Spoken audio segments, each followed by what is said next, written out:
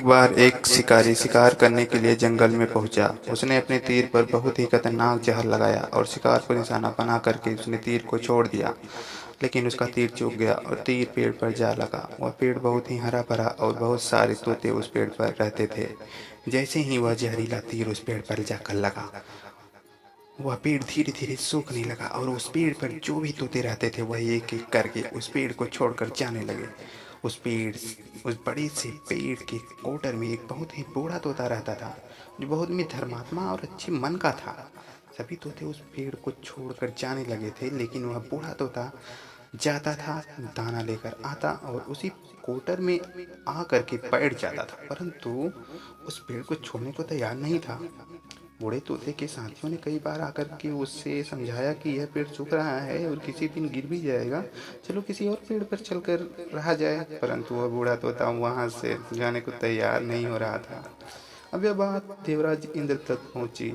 उन्हें बताया गया कि एक तोता है, वह जिस पेड़ पर रहता है उस पेड़ पर एक जहरीला तीर लगने के कारण सूखने, गिरने और खत्म होने के कगार पर आ पहुंचा है, और एक बूढ़ा तोता अभी भी वहीं पर रह रहा है।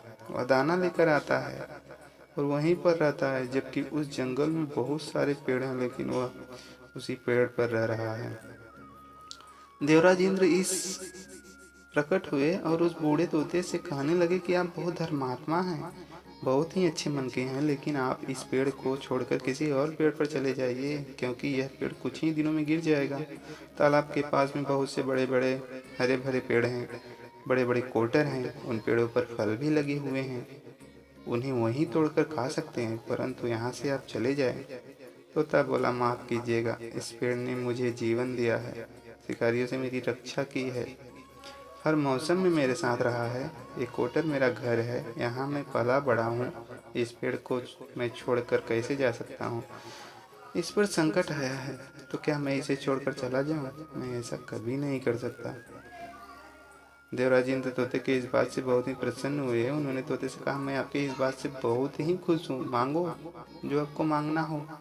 उस बूढ़े तोते ने कहा, मुझे बस इतना मांगना है कि जिस पेड़ ने मुझे जन्म दिया, जहाँ मैं रहा पला बड़ा, जिसे आप मेरा जन्मभूमि कह सकते हो, आप इसे फिर से वैसा ही हरा भरा कर दो जैसा यह था।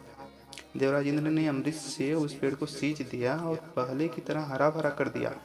अब वह वापस से उस पेड़ पर आकर के बाकी तोते रहने लगे। वह बूढ़ा तोता कुछ समय तक और जिंदा रहा, फिर उसकी मृत्यु हो गई और वह स्वर्ग में चला गया। इससे यह सीख मिलती है कि जब भी किसी इंसान का बुरा दौर आता है तो इमोशनली वह टूटा हुआ होता है, उसे किसी के सहारे की ज़रूरत होती है, किसी की आवश्यकता होती है। अगर आप ऐसे समय में उसे छोड़कर चले जाएंगे, उससे बात नहीं करेंगे, मुंह मोड़ लेंगे, तो आपसे बुरा कोई नहीं है, क्योंकि आप किसी के सुख का साथी बने या न बने, लेकिन आपको हमेशा किसी के दुख का साथी जरूर बनना चाहिए। हर हर महा